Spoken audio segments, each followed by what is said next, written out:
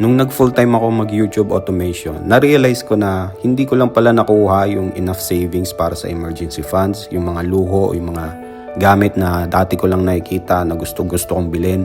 Ngayon nabibili ko na at nahihil ko na rin ang inner child ko. Yung mga property na papaupahan natin para in the long run meron pa rin tayong income. Hindi lang pala ito yung nakuha ko sa pag-YouTube automation. Na-realize ko na ang pinaka-importanting bagay na na-achieve ko sa YouTube automation is yung magbigay ng time sa aking sarili.